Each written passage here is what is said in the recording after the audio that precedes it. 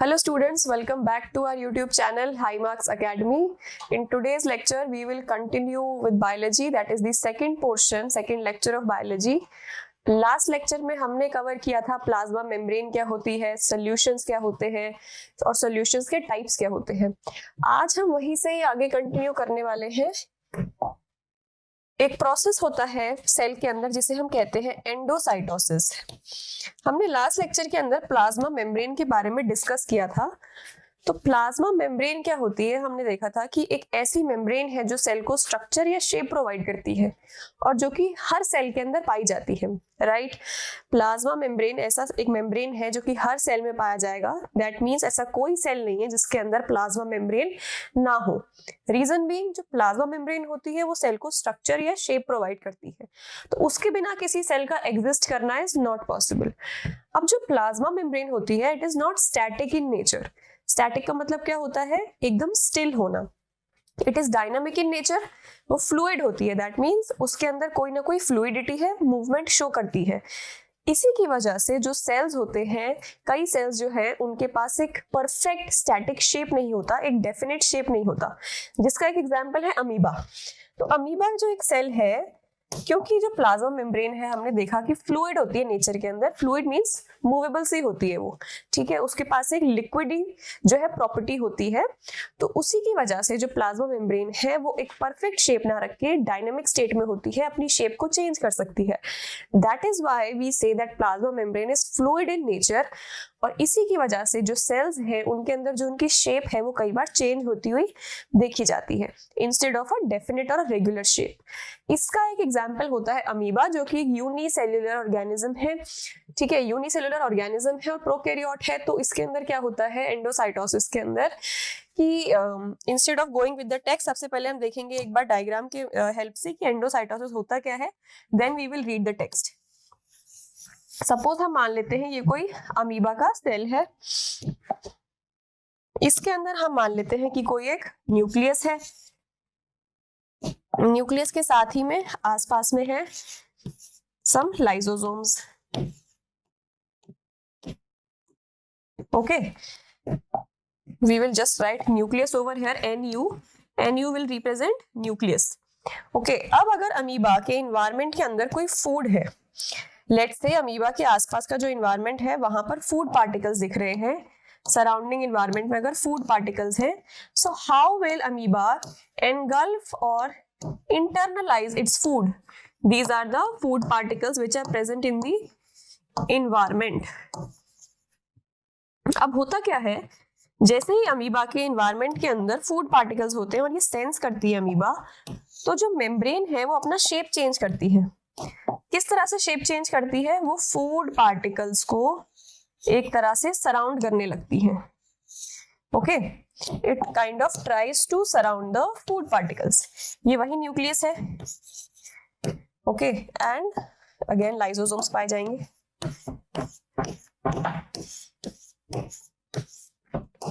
Food particles को वो surround करने लगती है. दैट मीन्स अपनी मेम्ब्रेन से ही वो क्या करती है, फूड पार्टिकल्स को कवर करने लगती है, चारों तरफ से सराउंड करने लगती है. अब जैसे ही ये प्रोसेस होता है, पहले सिग्नल मिलता है, फूड पार्टिकल्स प्रेजेंट होते हैं एनवायरनमेंट में. जैसे ही सेंस करता है सेल, उसको चारों तरफ से सराउंड करने लगता है. चारों तरफ से सराउंड कैसे करेगा, अपनी मेम्ब्रेन की हेल्प से. It will try to surround the food particles. ठीक है, अब नेक्स्ट केस में क्या होता है, जैसे ही मेम्ब्रेन ने अपने फूड पार्टिकल्स को सराउंड किया, उसके बाद ये फूड पार्टिकल्स को इनटेक करती है. अब इनटेक करने के लिए ये जो मेम्ब्रेन है, ये वाला जो पोर्शन होता है मेम्ब्रेन का, वो टूट के एक वेसाइकल का फॉर्मेशन करता है.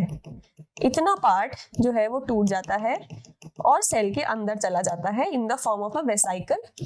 वेसाइकल और कुछ नहीं है, एक छोटा सा कंपार्टमेंट हम समझ सकते हैं जिसके अंदर अब फूड ट्रैप हो चुका है. ओके, सो नाउ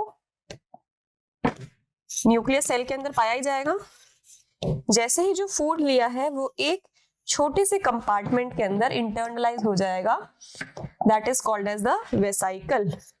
सी, किस तरह से जो फूड बाहर था वो मेम्ब्रेन से उसको सराउंड किया, सेल की मेम्ब्रेन ने उसको सराउंड किया और साथ ही साथ में वेसाइकल के फॉर्म में फूड पार्टिकल्स को एनकल्फ कर लिया. ठीक है, सो दिस विल प्रूव कि जो मेम्ब्रेन है वो एक स्टैटिक स्ट्रक्चर नहीं है, ना ही वो एक ऐसा स्ट्रक्चर है जो कि मूव नहीं कर सकता. It is fluid in nature. That means जैसे ही उसको आसपास फूड पार्टिकल्स दिखेंगे वो सबसे पहले उसको चारों तरफ से सराउंड करेगी membrane. After that it will try to engulf the food particles, जिसकी मदद से क्या होगा, सेल एक कंपार्टमेंट फॉर्म करेगी. मेम्ब्रेन का वो वाला पोर्शन टूट के सेल के अंदर चला जाएगा and then it will form a vesicle. So this is your vesicle containing the food particle. Vesicle which has food particles. तो एंडोसाइटोसिस का मतलब होता है engulf करना. Endo means inside. ठीक है. So now we can read the text, that is it refers to the internalization of substances from the external environment. Next point, the plasma membrane is flexible. See, that is what we are discussing कि जो plasma membrane है वो flexible है. एक static structure नहीं है, dynamic सा है, fluid है और flexible है, जिसकी मदद से it will engulf the food and some other materials from its surroundings in the form of small vesicles. See, it will form vesicles once it will bulge off from the cell membrane, that is the membrane of the amoeba. This is known as endocytosis. And one very important example is amoeba, that how does amoeba engulfs or internalizes its food? It is by the process of endocytosis. Endo का मतलब भी होता है inside. Okay. Now next important feature of the cell is the cell wall. अभी तक हमने देखा cell membrane के बारे में, we have discussed and then we have discussed cell के मेम्ब्रेन से रिलेटेड जो एक फिनोमेना हम सेल्स में देखते हैं जिसे हम कहते हैं एंडोसाइटोसिस. सिमिलरली कई सेल्स के अंदर क्या होता है, मेम्ब्रेन के बाहर एक एडिशनल लेयर पाई जाती है, that is called as cell wall. So in the last lecture, what did we discuss? That how is the membrane working in a cell? It is semi-permeable and it acts like a gate of the cell, like we have the gate in our homes, right? Similarly, the membrane also works like that. Now, in case of cell wall, it is an additional layer. We can say it is an additional membrane, a thicker membrane which is present in cells. But again, what is the most important point is that it might be present in some cells and it might not be present in some other cells.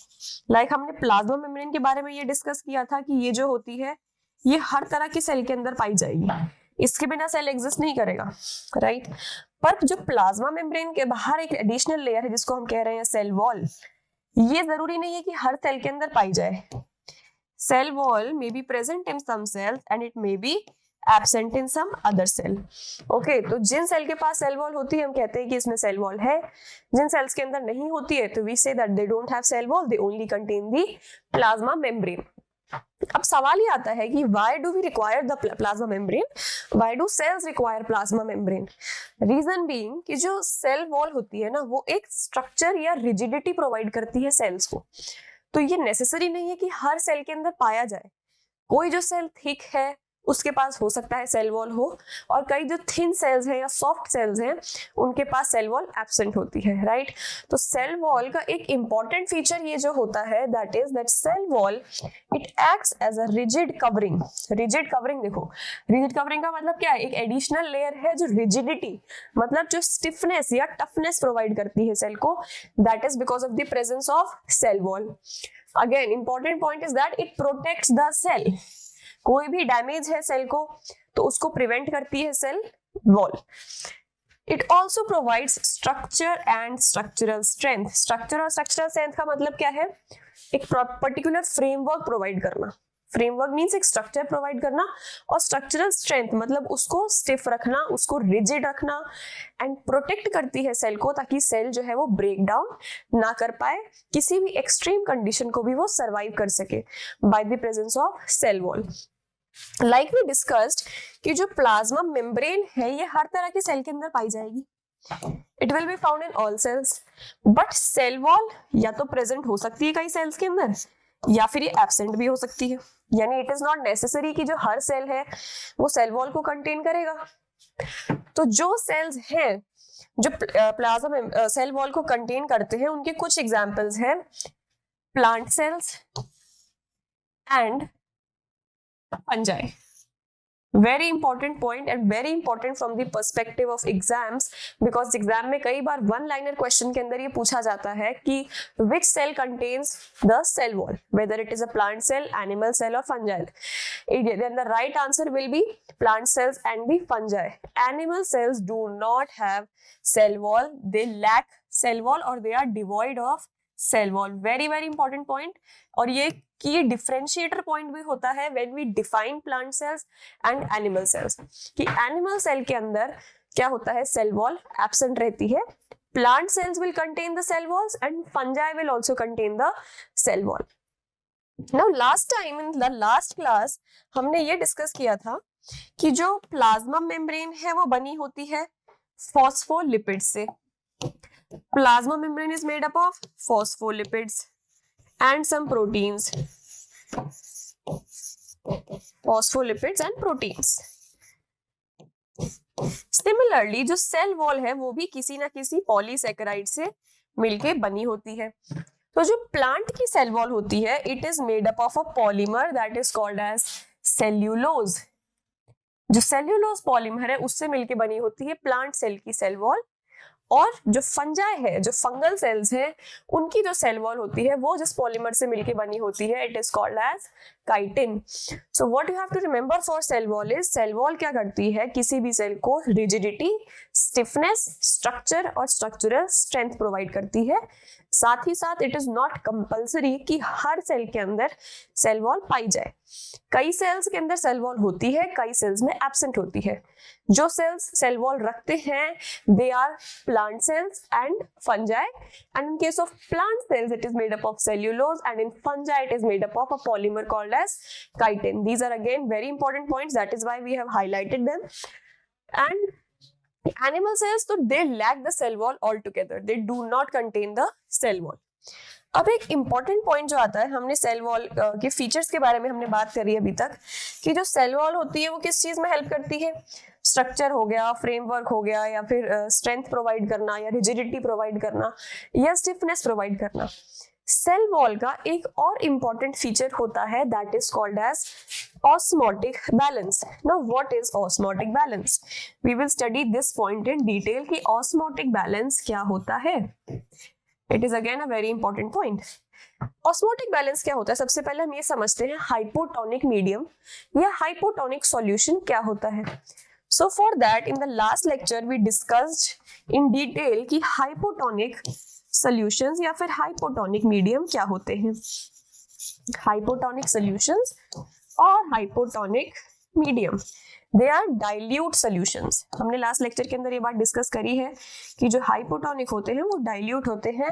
That means उनके अंदर water का जो concentration है वो ज्यादा रहता है और जो सॉल्यूट का कॉन्सेंट्रेशन है वो कम रहता है. अगर कोई ऐसा सोल्यूशन है hypotonic solution that is dilute solution, जिसके अंदर जो वाटर है वो ज्यादा है और सोल्यूट जो है वो कम है, उस केस चाहे ये सोल्यूशन जो हाइपोटोनिक है it could be present in this plant body also we can say, और it could be present in the body of an organism also, या फिर आप किसी मीडियम को भी अगर यहाँ पर लेके चलते हैं जो कि हाइपोटोनिक है. हाइपोटोनिक मींस जिसके पास ऐसा सोल्यूशन जिसके अंदर सोल्यूट्स कम है, वाटर ज्यादा है. उस केस के अंदर क्या होगा, जो वाटर है वो मूव करेगा बाहर से अंदर की तरफ by the process of osmosis. So water will move from outside to inside by the process of osmosis. Okay, क्योंकि हमने देखा सोल्यूशन कैसा है, हाइपोटोनिक है.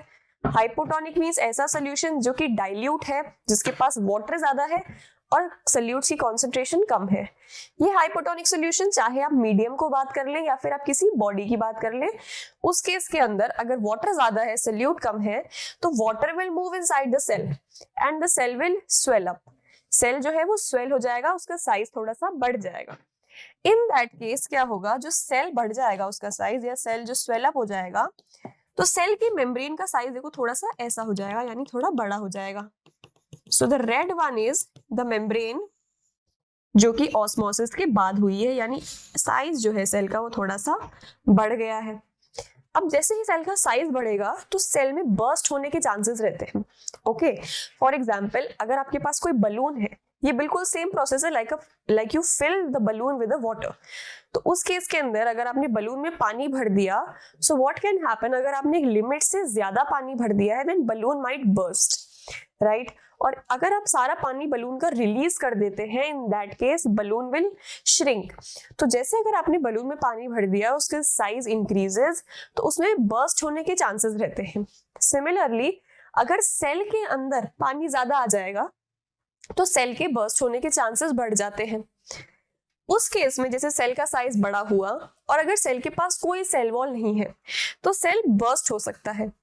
So it will lead to cell death, क्योंकि सेल बर्स्ट हो गया, उसके सारे कंटेंट्स अब they are destroyed. But in case अगर सेल ने वाटर अपटेक कर लिया है, सेल का साइज बढ़ गया है, वो स्वेल हो गया है और आउटसाइड उसके कोई सेल वॉल पाई जाती है, this yellow region is nothing but the cell wall. तो ये सेल वॉल क्या करती है, सेल को बर्स्ट होने से बचाती है।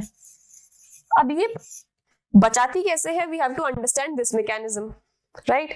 Now how will this happen is, जैसे ही सेल का साइज बढ़ गया by the process of osmosis because water has come inside the cell, तो इस केस के अंदर जैसे जो swollen सेल है वो बाहर की तरफ सेल वॉल पे प्रेशर लगाता है। This cell will create outwards pressure on the cell wall. अब जैसे ही the cell wall starts experiencing the pressure from the swollen cell or the cell membrane, तो cell wall भी back pressure, we can say opposite pressure लगाती है cell membrane पे। तो cell membrane पे ये भी क्या कर रहा है, inverse pressure लगाने लग रहा है। अब जैसे ही ये जो दोनों प्रेशर हैं आपस में बैलेंस होते हैं तो सेल का एक डेफिनेट शेप मेंटेन हो जाता है, सेल बर्स्ट नहीं होता है। तो अगर सेल वॉल नहीं है, प्लाज्मा मेम्ब्रेन से पानी अंदर आ गया ऑस्मोसिस के थ्रू, तो क्या हो सकता है, सेल का साइज बढ़ा, सेल माइट बर्स्ट।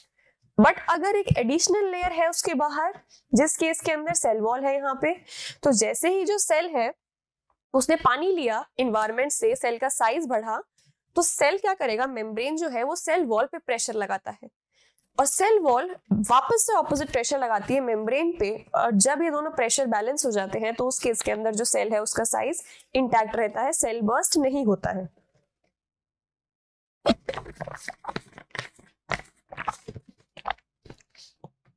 तो ऐसा ही अगर हम देखें, कोई ऐसा सेल अगर हम कंपेयर करें जिसके पास सेल वॉल नहीं है, तो उस केस के अंदर बर्स्टिंग के चांसेस ज्यादा हो सकते हैं, जैसे कि animal cell. But plant cell की बात करें तो प्लांट सेल काफी हद तक ऑस्मोसिस या फिर एक्सटर्नल प्रेशर को टॉलरेट कर सकता है because it contains cell wall.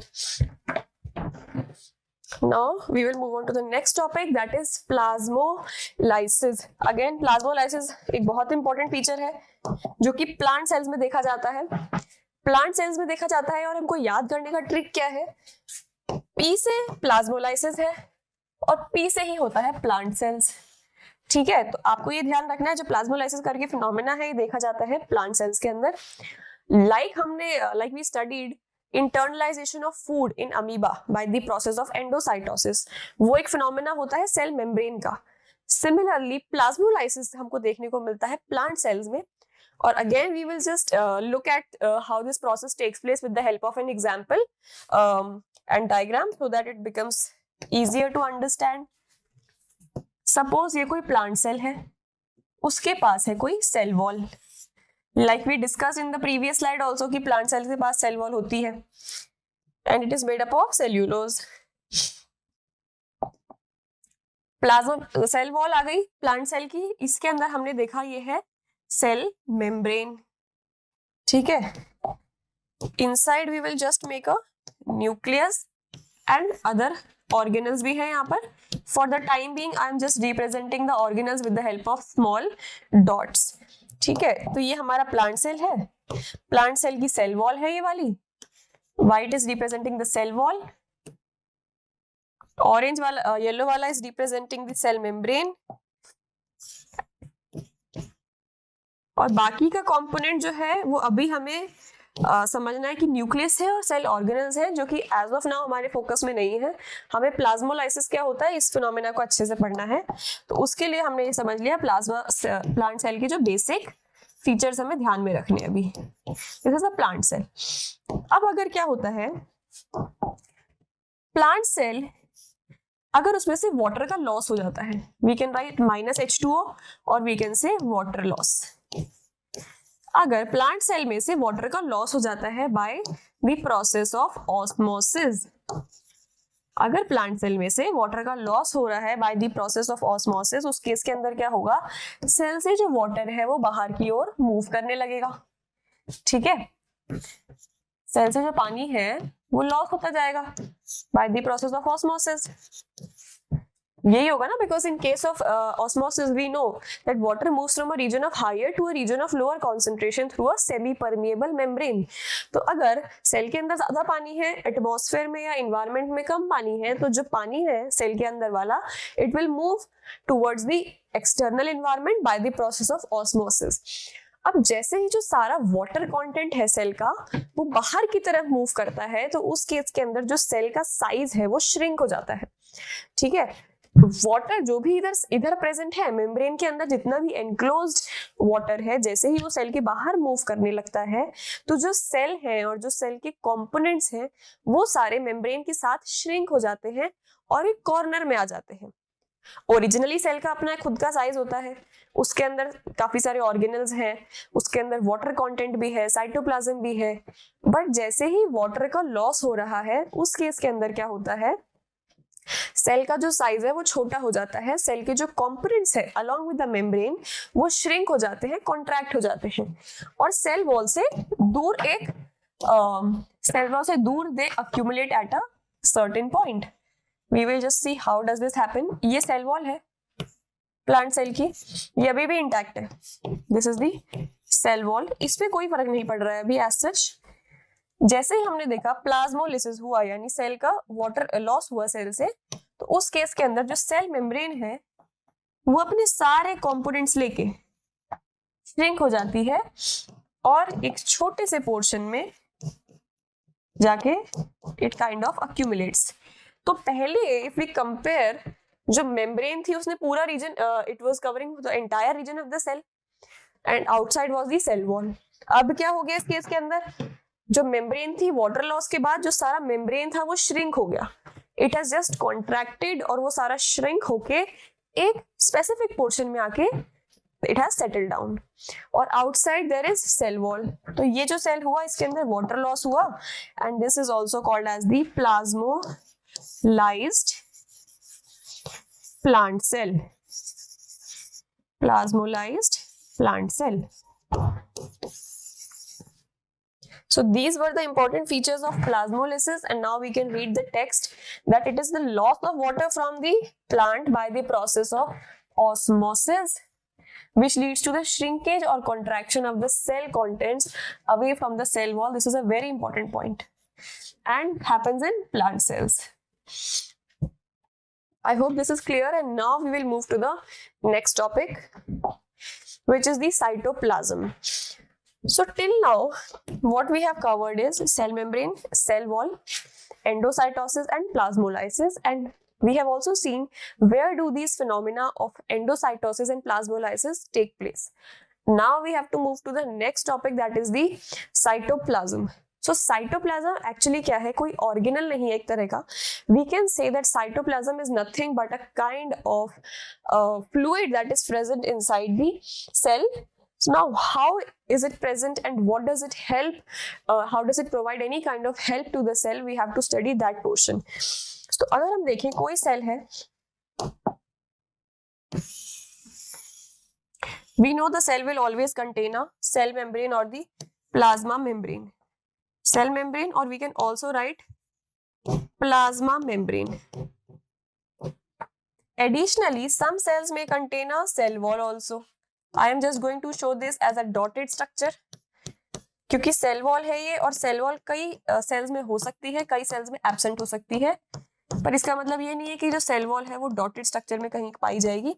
Cell wall एक रेगुलर थिक स्ट्रक्चर है, but we are just showing in dotted pattern because ये रिप्रेजेंट कर रहा है कि कई सेल्स में हो सकती है, कईयों में नहीं हो सकती है, बट प्लाज्मा मेम्ब्रेन या सेल मेम्ब्रेन तो पाई ही जाएगी। अब जो सेल मेम्ब्रेन या प्लाज्मा मेम्ब्रेन है वो अपने अंदर जितना भी फ्लूइड सब्सटेंस कलेक्ट करके रखती है, that is called as the cytoplasm. तो साइटोप्लाज्म और कुछ नहीं है, it is just the fluid substance. Cell के अंदर जितना भी फ्लूइड सब्सटेंस पाया जाएगा which is enclosed by the plasma membrane, it is called as the cytoplasm. So cytoplasm is the fluid which is present inside the cell and again it is going to be present in all cells. ठीक है, तो cell membrane के अंदर जितना भी fluid engulfed है, जितना भी फ्लूइड एनकैप्सुलेटेड है, that is called as the cytoplasm.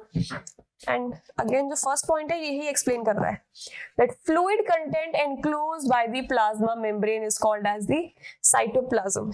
Okay, now अब इस साइटोप्लाज्म के अंदर होता क्या है? ये जो साइटोप्लाज्म है एक तरह का फ्लूइड है। आप कैसे समझ सकते हैं इसको?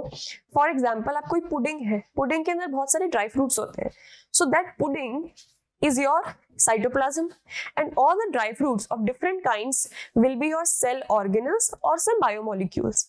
तो अगर आपके पास कोई पुडिंग है, उसके अंदर जो ड्राई फ्रूट्स हैं, you can consider कि वो सेल के ऑर्गेनल्स हैं जो कि सेल को फंक्शन करने में, सर्वाइव करने में हेल्प करते हैं। और जो साइटोप्लाज्म है वो क्या है? The whole pudding. Now this is the cytoplasm. अब साइटोप्लाज्म क्या करता है? काफी सारी चीजों को कंटेन करता है, जैसे कि वाटर हो गया, salts, biomolecules like proteins, carbohydrates and vitamins. तो बायोमोलिक्यूल्स की कैटेगरी के अंदर प्रोटीन्स, कार्बोहाइड्रेट, विटामिन्स हो सकते हैं और इन जनरल सॉल्ट भी हो सकता है और साथ ही साथ में वाटर तो हो ही सकता है। तो ये सारे जितने भी सब्सटेंसेस हैं ये किस चीज में हेल्प करते हैं? सेल को फंक्शन प्रोवाइड करते हैं। सेल के अंदर कोई भी चीज है जिसकी रिक्वायरमेंट है, सेल को कोई तरह का सिग्नल बनाना है, सेल को किसी तरह का न्यूट्रिशन चाहिए या सेल को किसी तरह का प्रोटीन बनाना है, तो ये सारा जो सब्सटेंस है साइटोप्लाज्म में ये हेल्प करता है and it is fluid in nature. Next important point is that it also contain the cell organelles. Cytoplasm के अंदर क्या होता है? सेल ऑर्गेनल्स होते हैं and therefore it shows intracellular compartmentalization. Intracellular compartmentalization होता क्या है? सपोज कोई एक फ्लोर है किसी बिल्डिंग के अंदर, उस फ्लोर के अंदर अगर कोई भी रूम नहीं बना हुआ है, it is a floor but it is a completely we can say it is an unconstructed floor, उसके अंदर कोई भी अभी तक रूम नहीं है, पार्टीशन नहीं है, it is just a floor and it contains some walls, that's it. तो जब तक उस फ्लोर के अंदर रूम नहीं है तब तक क्या होगा? वो फ्लोर जो है एज इट इज रहेगा, उसके अंदर कोई भी कंपार्टमेंट नहीं है, कोई पार्टीशन नहीं है। बट अगर उस फ्लोर के अंदर रूम्स बना दिए जाएं तो क्या होगा? That floor will be divided into multiple parts और हर रूम का अपना खुद का एक स्पेस होगा। ठीक है, सिमिलरली अगर सेल को देखा जाए, सिर्फ साइटोप्लाज्म को अज्यूम किया जाए, तो साइटोप्लाज्म एज अ होल तो फ्लूइड है, उसके अंदर वाटर, सॉल्ट और बायोमोलिक्यूल्स है। बट अगर इसके अंदर ऑर्गेनल्स भी पाए जाएं जो कि सेल को हेल्प करते हैं फंक्शन करने में, तो उस केस के अंदर क्या होगा? साइटोप्लाज्म का कुछ space will be occupied by the cell organelles. तो सेल ऑर्गेनल्स क्या करेंगे? साइटोप्लाज्म में जब लगते हैं तो दे विल क्रिएट कंपार्टमेंटलाइजेशन। जैसे कि अगर आपने बिल्डिंग के फ्लोर के अंदर रूम्स बना दिए तो अब उसका कंपार्टमेंटलाइजेशन हो गया, अब छोटे छोटे कंपार्टमेंट्स बन गए और वो कंपार्टमेंट्स इंडिविजुअली अब काम करने लगते हैं। सिमिलरली जब साइटोप्लाज्म के अंदर ऑर्गेनल्स होते हैं तो वो क्या करते हैं? जैसे ही ऑर्गेनल्स आए, whenever organelles are present inside the cytoplasm, तो आप देखेंगे कि काफी सारा साइटोप्लाज्म को डिस्प्लेस कर रहे हैं और ये जो ऑर्गेनल्स हैं ये कंपार्टमेंट्स क्रिएट कर दिए। देखो, पहला कंपार्टमेंट हो गया, दूसरा, तीसरा, fourth and fifth. So you can see जैसे जैसे ऑर्गेनल्स आते जाएंगे साइटोप्लाज्म के अंदर तो क्या होगा? कंपार्टमेंटलाइजेशन होने लगेगा साइटोप्लाज्म का। Okay, one more important feature of cytoplasm is that it takes up very little or no stain. अब स्टेन क्या होता है? Like we discussed in the last lecture कि जो सेल है हम उसको नेकेड आई से नहीं देख सकते हैं। नेकेड आई से देखने का मतलब है कि जो सेल है we can not see it without the help of some kind of technological advancement like microscope. तो हमें माइक्रोस्कोप की हेल्प चाहिए होगी ताकि हम सेल को इजीली विजुअलाइज कर सकें। तो अब क्या होता है, जो सेल है कई बार वो कलरलेस भी हो सकता है। अगर कोई सेल कलरलेस है तो उस केस के अंदर हम सेल को माइक्रोस्कोप में भी नहीं देख पाते हैं, ऑफ कोर्स, क्योंकि कोई कलर ही नहीं है उसके पास, तो इट विल बी डिफिकल्ट कि हम उसको विजुअलाइज कैसे करें। In that case we will use the staining technique. Staining में क्या होता है, जो सेल होता है उसके ऊपर कुछ कलर या फिर डाई डाल दी जाती है और जो सेल है उस कलर को एब्जॉर्ब कर लेता है, और फिर जब हम उसको माइक्रोस्कोप के अंदर देखते हैं तो हमें cell, we can easily study the structure of a cell.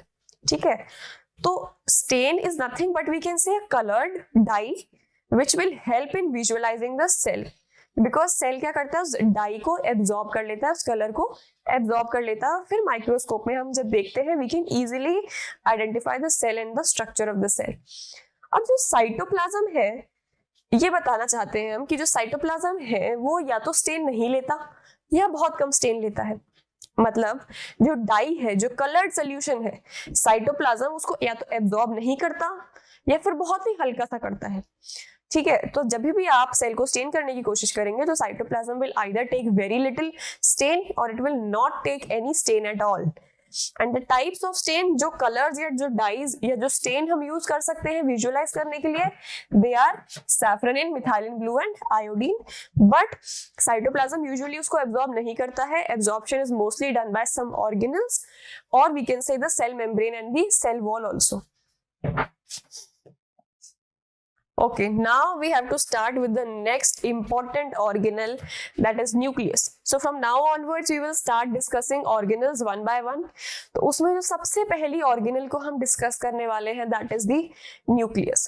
Nucleus का जो एक organelle है, ये इसकी discovery की गई थी by the scientist Robert Brown. It was discovered by the scientist Robert Brown. So Robert brown was the scientist जिन्होंने ये डिस्कवर किया था कि न्यूक्लियस जैसा कोई स्ट्रक्चर जो है वो सेल्स के अंदर पाया जाता है। ओके, अब ये जो न्यूक्लियस क्या होता है ना, एक डबल मेम्ब्रेन का स्ट्रक्चर होता है, डबल मेम्ब्रेन का ऑर्गेनल पाया जाता है। How does this happen is कि कोई एक मेम्ब्रेन है न्यूक्लियस की, इनर वाली, और ये जो मेम्ब्रेन है ये है मेम्ब्रेन, आउटर मेम्ब्रेन।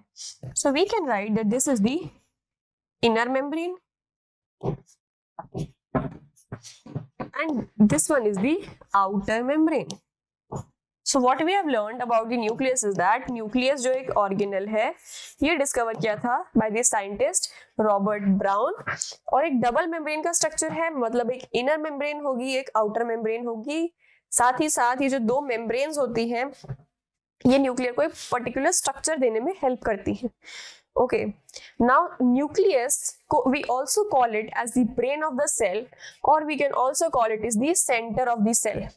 तो nucleus के दो एडिशनल नाम जो हमने देखे हैं वो ये है, या तो we can call it as the center of the cell or we can also call it as the brain of the cell. अब ये center of the cell बोला जाता है और brain of the cell बोला जाता है, ऐसा क्यों है, इसके पीछे का जो रीजन है, we will just discuss it in the next slide. But as of now हमें न्यूक्लियस के स्ट्रक्चर पर थोड़ा सा ध्यान देना है कि कैसा होता है। डबल मेम्ब्रेन स्ट्रक्चर है, सेल्स के अंदर जो पाया जाता है, एक आउटर मेम्ब्रेन रखता है, एक इनर मेम्ब्रेन रखता है। ओके, अब ये जो डबल मेम्ब्रेन स्ट्रक्चर होता है ना, ये पूरी तरह से आप ऐसा नहीं कह सकते कि रेगुलर स्ट्रक्चर है डबल मेम्ब्रेन का। कहीं कहीं पर इसमें पोर्स भी होते हैं, कहीं कहीं पर पोर्स भी होते हैं जो कि न्यूक्लियर पोर्स कहलाते हैं। ठीक है, we will just draw it in a different, we just draw it again so that it is easy to understand.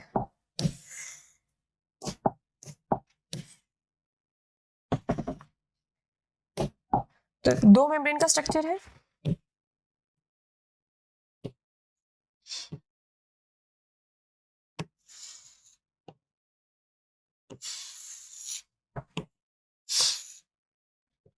this one is the inner membrane and this one is the outer membrane.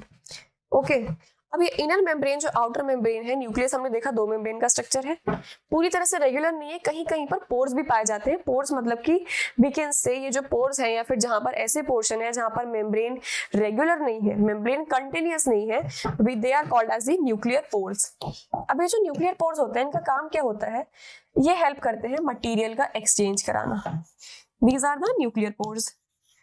काम होता है इनका material का या molecules का exchange कराना, कहां से कहां पे, from the nucleus to the cytoplasm of the cell.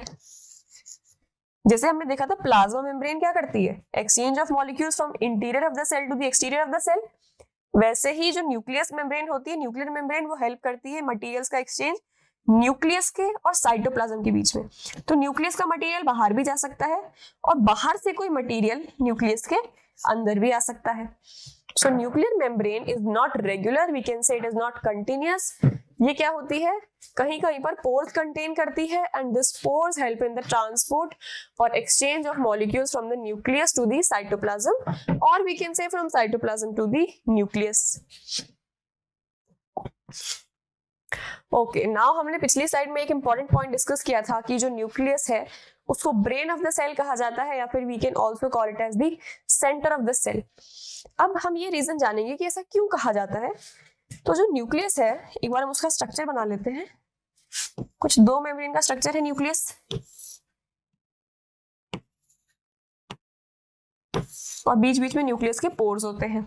तो अब यूजुअली क्या होता है, जो न्यूक्लियस होता है इसको हम ब्रेन या सेंटर क्यों कहते हैं, क्योंकि ये सेल की सारी एक्टिविटीज कोऑर्डिनेट करता है।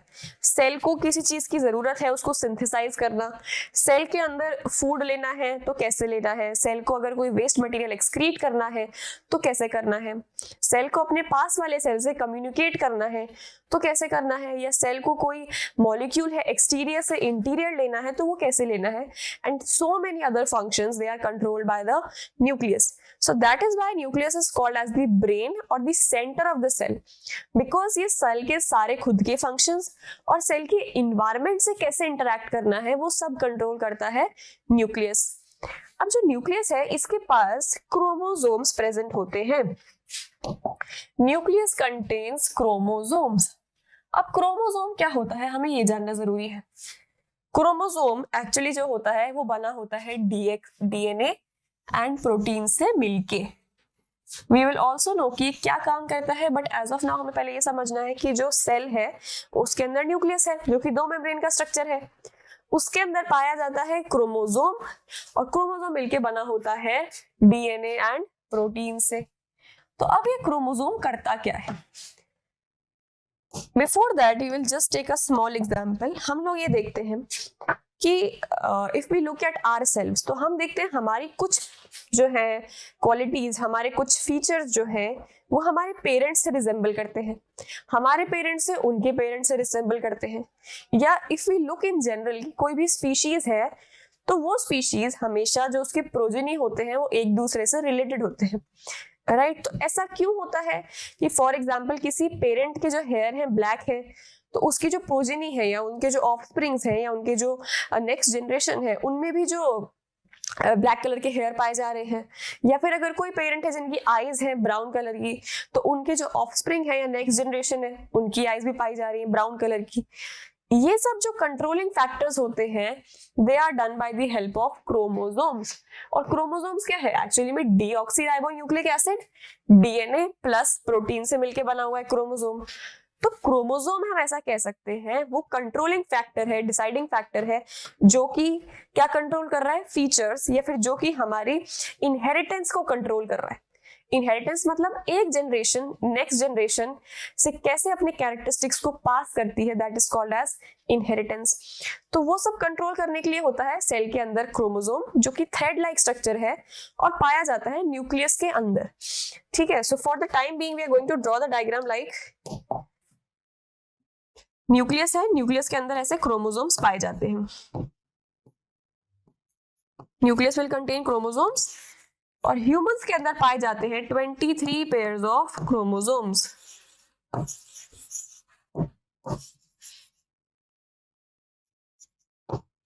Humans will contain 23 pairs of chromosomes जिसके अंदर 22 पेयर्स जो हैं they are autosomes and one pair is the sex chromosome. So this is the overall organization in humans कि human में जो क्रोमोसोम होता है वो 23 पेयर्स में पाए जाते हैं, 22 pairs are the autosomes and one pair is the sex chromosome. So now what will these chromosomes do? They have all the information that needs to be inherited to the next generation and they also control the characteristics of the progeny, that means कि कोई character जो है वो किस तरह से next generation में जाएगा, that is controlled by the chromosomes. तो क्रोमोसोम जो हमने अभी दिखाए हैं डायग्रामेटिक रिप्रेजेंटेशन से, वो कुछ इस तरह के होते हैं और इन्हीं के पास सारी इंफॉर्मेशन होती है कि किस तरह से जो कोई भी इंफॉर्मेशन है वो पेरेंट से प्रोजेनी के अंदर ट्रांसफर की जाए, that will B contained by the chromosome. So they will control कि कोई जो ऑफस्प्रिंग है वो अपने पेरेंट से कितना रिजेंबल करेगा, या कोई पेरेंट कितने चांसेस रखता है अपनी प्रोजेनी में कोई डिजीज ट्रांसफर करने की, या फिर जो कोई पेरेंट है वो कितने वी कैन से एक्सटेंट तक किसी प्रोजेनी के फीचर्स को कंट्रोल कर सकता है। They are all controlled by the chromosomes. तो chromosomes are thread like structure responsible कि किस तरह से फीचर्स को वो पेरेंट्स से ऑफस्प्रिंग में ट्रांसफर करेगा। और एक क्रोमोसोम्स किसका मिलके बना होता है? It is made up of deoxyribonucleic acid, that is in short we call it as DNA. It is abbreviated as DNA and protein. अभी अगर हम क्रोमोसोम्स की बात करें तो हम एक बार क्रोमोसोम्स के स्ट्रक्चर को थोड़ा सा जूम करके देखेंगे। हमने बनाए थे क्रोमोसोम्स अभी 23 पेयर्स जो होते हैं ह्यूमंस में। हम एक पेयर ले लेते हैं, एक पेयर सपोज अगर हम क्रोमोसोम्स का देखें ह्यूमंस के अंदर तो क्या होता है? थ्रेड लाइक स्ट्रक्चर है, एक पेयर ये हो गया, ठीक है। अब एक पेयर अगर हम बात करें तो इसके ऊपर क्या होता है? अगर हम एक पेयर को एनलार्ज करते हैं, हम कोई छोटा सा इसका सेगमेंट ले लेते हैं, we will just take up this segment of this chromosome. तो हमने इसको बना लिया यहाँ पे, ये दो स्ट्रैंड्स का मिलके बना होता है, ठीक है। अब ये जो दो स्ट्रैंड्स होते हैं ना, इसके ऊपर जीन्स पाए जाते हैं। जीन्स थोड़ा कॉम्प्लेक्स स्ट्रक्चर है, एज ऑफ नाउ आपको ये याद रखना है, यहाँ पर पाए जाते हैं जीन्स। ये डीएनए है हमारा और डीएनए में पाए जाने वाले हैं जीन्स, ठीक है। और ये जो जीन्स है ये एक्चुअल कंट्रोलिंग फैक्टर है कि किस तरह से जो कैरेक्टर्स है उनका ट्रांसमिशन हो रहा है नेक्स्ट जनरेशन में, और किस तरह से जो प्रोजेनी है वो इसको एक्सप्रेस करती है। तो हमने क्या देखा अभी तक? क्रोमोसोम पाए जाते हैं न्यूक्लियस में। क्रोमोसोम ये जो पूरा स्ट्रक्चर है ये किससे मिलके बना हुआ है? It is made up of DNA and protein. This is made up of DNA and protein, DNA plus protein. अब अगर हम इसके अंदर से एक छोटा सा रीजन जूम आउट कर रहे हैं जो कि है यहाँ पे, तो this is the DNA, this yellow region is the DNA. DNA जो है ये येलो वाला रीजन है, हमने छोटा सा जूम आउट किया है। और डीएनए पे वो सेगमेंट, ये जो पूरा हमने स्ट्रक्चर देखा है ना, जब डंबल शेप का स्ट्रक्चर, ये पूरा ऐसे ही दो स्ट्रैंड्स का मिलके बना होता है और ये स्ट्रैंड्स कॉइल अप होते हैं। उस डबल स्टैंडर्ड स्ट्रक्चर का हमने अगर एक छोटा सा पोर्शन निकाल लिया, वो जो सेगमेंट है उसे कहा जाता है जीन, क्योंकि ये क्या करता है? कैरेक्टरिस्टिक्स को कोड करता है, कैरेक्टरिस्टिक्स के लिए रिस्पॉन्सिबल होता है। तो अभी हमने पढ़ा था क्रोमोसोम्स के पास सारी इंफॉर्मेशन है, chromosomes have all the information, but chromosome पर भी जो एक्चुअल कंट्रोलिंग फैक्टर है वो कौन सा होता है? जीन्स होते हैं, ठीक है। अब न्यूक्लियस की बात कर लेते हैं। न्यूक्लियस क्या करता है? It will play an important role in the reproduction and cell division. ये वाला जो पॉइंट है ये अभी हम चैप्टर के लास्ट में एक बार डिस्कस करेंगे पूरा प्रॉपरली कि किस तरह से रिप्रोडक्शन में और सेल डिवीजन में हेल्प करता है। बट एज ऑफ नाउ हमें ये ध्यान रखना है कि जो न्यूक्लियस है उसका एक इंपॉर्टेंट रोल होता है सेल के रिप्रोडक्शन में और सेल के डिवीजन में। कैसे होता है, कैसे काम करता है, we will see in the coming lectures. Now we have already discussed कि determines the development of the cell, interaction with other cells and chemical activities. तो उससे पहले हम एक यहाँ पर छोटा सा डायग्राम बना हुआ है, एक प्रोसेस बना हुआ है जिसके अंदर हमने बात करी है दो नए टर्म्स की, which is chromatin and chromosome. अब क्रोमैटिन और क्रोमोसोम क्या होता है हमें ये देखना है। तो अगर हम बात करें क्रोमैटिन की, हमने देखा डीएनए में जो होता है, डीएनए और प्रोटीन मिलके बना देता है क्रोमोसोम, ठीक है। अगर ये जो क्रोमोसोम है ये बहुत ही कॉइल्ड स्ट्रक्चर है, बहुत ही टाइटली पैक्ड स्ट्रक्चर है, अगर इस स्ट्रक्चर को खोल दिया जाए तो हमें मिलेगा क्रोमैटिन। इसको समझने के लिए वैसे समझें कि हम वी हैव सीन कि हमारे घर में क्या होता है, थ्रेड जो होता है, थ्रेड हमारे पास, it is kind of wrapped around a wooden piece, ठीक है। तो जो थ्रेड है which we generally use in sewing and we use it for other purposes, तो उसमें क्या होता है, जो थ्रेड होता है उसको क्या कर देते हैं, वुडन पेपर के अराउंड या फिर पेपर के अराउंड रैप कर दिया जाता है। तो अगर हम उसको ओरिजिनली देखें, अगर हम उस थ्रेड को रैप ना करें तो वो थ्रेड जो होता है क्या रहेगा, वो थ्रेड वो बहुत लंबे साइज का होगा। That thread will be of a very very long size, ये अगर हमारा कोई थ्रेड की वो है और इसके अगर हम अराउंड थ्रेड को रैप कर रहे हैं, यहाँ पर थ्रेड पूरा रैप्ड है, तो ये काफी कंडेंस हो गया, मतलब थ्रेड काफी छोटा हो गया। अगर हम इस थ्रेड को पूरा फैला दें तो ये पूरा इस तरह से इतना लंबा थ्रेड हो जाएगा that it will be difficult to manage the thread। ठीक है, तो सेल के अंदर जो क्रोमोसोम है वो बिल्कुल ही पैक्ड स्ट्रक्चर होता है। क्रोमोसोम क्या होता है? पैक्ड स्ट्रक्चर होता है, बिल्कुल थ्रेड लाइक स्ट्रक्चर को अगर आपने रैप कर दिया किसी चीज के अराउंड, ऐसा दिखता है क्रोमोसोम। ठीक है, तो वो जो क्रोमोसोम है अगर हम उसको रैप कर रहे हैं प्रोटीन्स के अराउंड, ठीक है, क्रोमोसोम में जो डीएनए है हम उसको रैप कर रहे हैं प्रोटीन्स के अराउंड, तो वो काफी कंडेंस्ड स्ट्रक्चर फॉर्म कर लेगा। और वो जो कंडेंस्ड स्ट्रक्चर है that is called as the chromosome, जिसको अभी हमने दिखाया भी था। ये क्या है? क्रोमोसोम है। कितना कॉम्पैक्ट लग रहा है, कितना सिंपल लग रहा है। ये ऐसा इसलिए क्योंकि इसमें क्या है? डीएनए है और प्रोटीन है। तो ये जो these white lines are the DNA और बीच बीच में प्रोटीन्स है। इन सारे प्रोटीन्स के अराउंड क्या हुआ? सारा क्रोमोसोम का जो थ्रेड था वो रैप अप हो गया, जिसकी वजह से जो स्ट्रक्चर है वो काफी कॉम्पैक्ट हो गया, कंडेंस हो गया और शॉर्ट हो गया। ठीक है, तो chromosome is the compact, condensed और we can say it is a very organized structure proteins के साथ, क्योंकि इसमें क्या है? डीएनए है प्लस प्रोटीन है। ठीक है, अगर अब हम देखें क्रोमैटिन को, इसी स्ट्रक्चर को अगर हम खोल देते हैं ना, इसी स्ट्रक्चर को अगर हम खोल दें, पूरा की तरह फैला दें, अगर हमने इसी स्ट्रक्चर को ऐसे पूरी तरह से फैला दिया, that will be called as chromatin. कहीं कहीं पे आपको प्रोटीन्स दिखेंगे, बट हमने उन प्रोटीन से इनको खोल दिया, that will be called as chromatin. तो क्रोमैटिन होता है अनकंडेंस्ड या डीकंडेंस्ड बोल लो, या फिर अनऑर्गेनाइज्ड स्ट्रक्चर है। जब आप इसको प्रॉपरली इन सारे धागों को आप पैक कर दें, थ्रेड लाइक स्ट्रक्चर को पैक कर दें, तो हमें मिलता है क्रोमोसोम। ठीक है, तो क्रोमैटिन को अगर आप कंडेंस कर दो, कंडेंसेशन में अगर हो जाए, कंडेंसेशन अगर हो जाए तो we will get chromosome. Chromosome क्या है? कॉम्पैक्ट स्ट्रक्चर है, ऑर्गेनाइज्ड स्ट्रक्चर है, सेल के अंदर पाया जाता है। क्रोमैटिन जो है वो लूजली बाउंड स्ट्रक्चर होता है। ठीक है, okay, now we have to study a now important topic that is called as the prokaryotic and the eukaryotic cells। अभी तक हमने देखा न्यूक्लियस क्या होता है, न्यूक्लियस कैसे काम करता है। प्रोकैरियोटिक यूकैरियोटिक में हम क्या देखेंगे? पहले हम बात करते हैं प्रोकैरियोटिक सेल्स की। प्रोकैरियोटिक सेल बहुत ही सिंपल सेल्स होते हैं, बहुत ही इनका सिंपल स्ट्रक्चर होता है। अब वो कैसे होता है? जो प्रोकैरियोटिक सेल्स हैं इनके अंदर देखा जाए, सबसे पहले एक सेल मेम्ब्रेन है, ये जो दिख रही है आपको, this is the cell membrane. ठीक है, this is the cell membrane और we can call it as the plasma membrane. Cell membrane और the plasma membrane. Cell wall again हो सकती है कई में नहीं भी हो सकती है। तो सेल मेम्ब्रेन जो है वो हो भी सकती है, नहीं भी हो सकती है। सॉरी, सेल वॉल है ये जो हो सकती है, नहीं भी हो सकती है। ठीक है, अब प्रोकैरियोटिक सेल्स के अंदर क्या होता है? हमने देखा था जो न्यूक्लियस है बहुत ही वेल डिफाइंड स्ट्रक्चर होता है। प्रोकैरियोटिक सेल्स के अंदर जो न्यूक्लियस है उसके अंदर जो डीएनए है, we can say the chromosome, जो है वो बहुत ही रैंडमली कहीं पे पड़ा होता है। उसके अंदर एक वेल डिफाइंड न्यूक्लियस नहीं होता। हमने देखा था न्यूक्लियस एक डबल मेम्ब्रेन स्ट्रक्चर है, उसके अंदर हमारा क्रोमोसोम पाया जाता है। लेकिन जो प्रोकैरियोटिक सेल्स हैं, अगर हम बात करें प्रोकैरियोटिक सेल्स की, तो प्रोकैरियोटिक सेल्स के अंदर क्या होता है?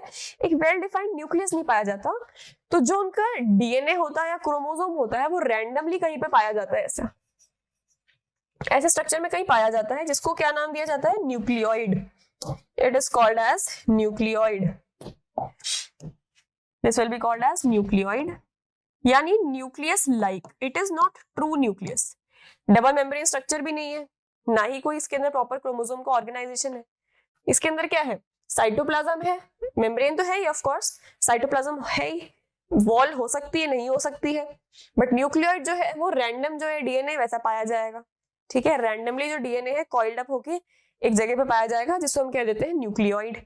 ओके, इसी के साथ साथ राइबोसोम्स पाए जाते हैं। राइबोसोम्स पाए जाते हैं।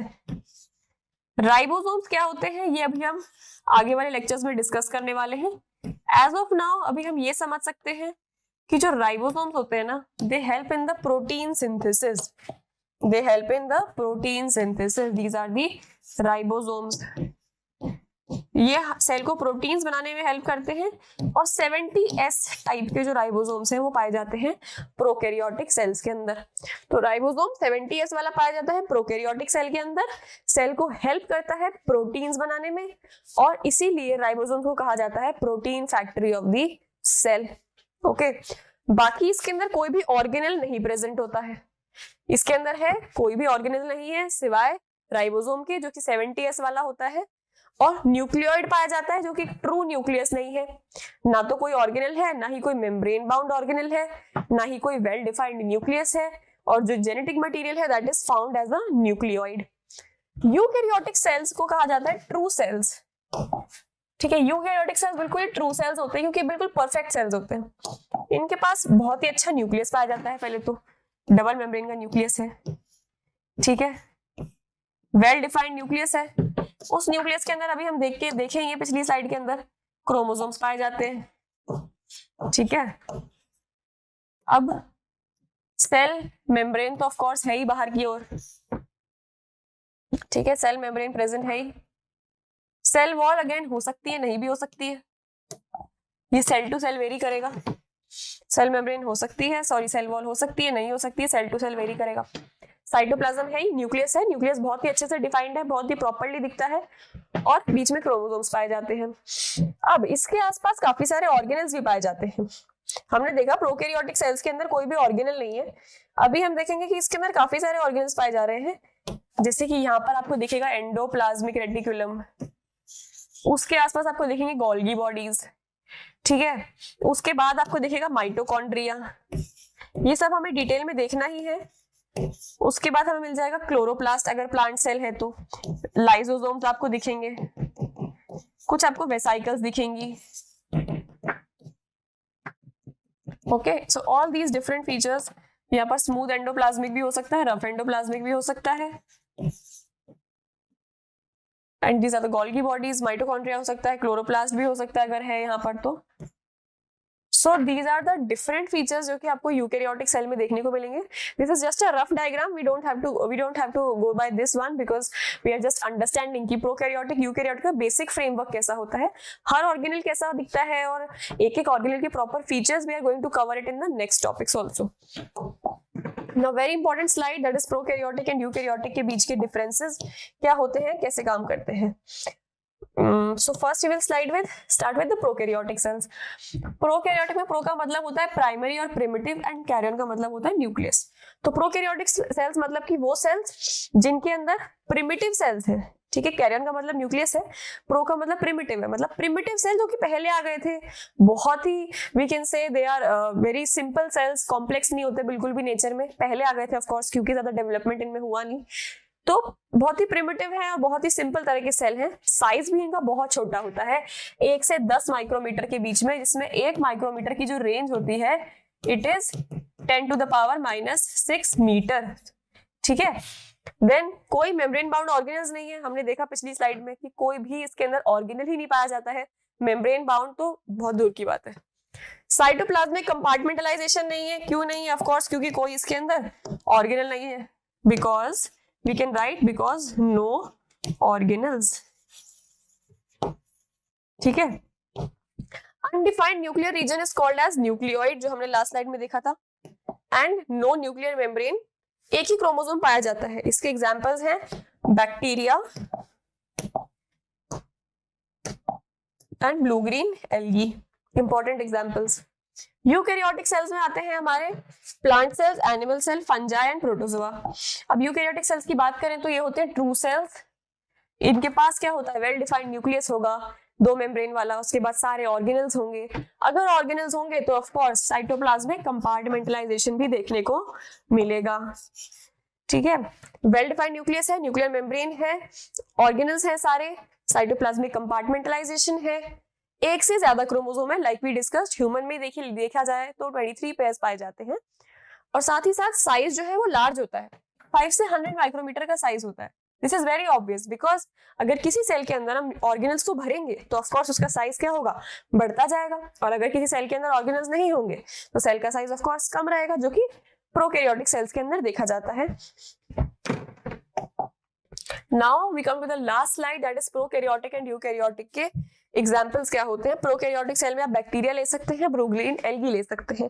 और यूकैरियोटिक सेल्स के अंदर एक एग्जाम्पल है एनिमल सेल, प्लांट सेल, जिनको हमें ब्रीफली और बहुत डिटेल में हमें पढ़ना ही है in the upcoming lectures. So that is all for today's video, and in the next lecture we will start with the cell organelles, and we will take up each of these organelles in detail. Thank you very much.